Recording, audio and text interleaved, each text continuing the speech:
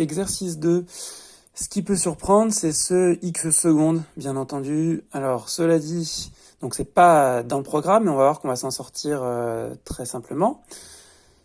On commence par diagonaliser A, on le fait vite, hein, on peut remarquer, on peut essayer d'être efficace, hein, c'est un exercice d'oral. 2 est valeur propre, ça se voit tout de suite, associé à 0, 1, 0. 0 est valeur propre parce qu'elle est clairement de rang 2, associée à moins 3, 0, 1.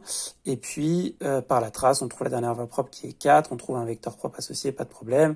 On n'a que des valeurs propres simples, les espaces propres sont des droites vectorielles, aucun problème. Donc on a cette diagonalisation-là.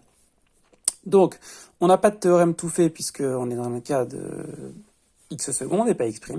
Par contre, la méthode avec x égale py va très bien marcher. Toujours pareil, x égale py ou y égale p moins 1 fois x. Donc on aura que x sera dérivable si et seulement si y est dérivable, mais aussi pour 2 fois dérivable. X secondes, ça va être py secondes, hein, puisque p est un coefficient constant. On remplace et cette fois-ci, on obtient y secondes égale dy. Exactement comme on avait y' égale dy. Ce qui est important, c'est que les équations sont découplées, pas de souci, on les résout. Hein. Y1 seconde égale 0, at plus b. Y2 seconde égale 2y2, ce sont que des équations à coefficient constant. On peut regarder l'équation caractéristique, r carré moins 2, donc racine de 2 et moins racine de 2, r carré moins 4, donc 2 et moins 2.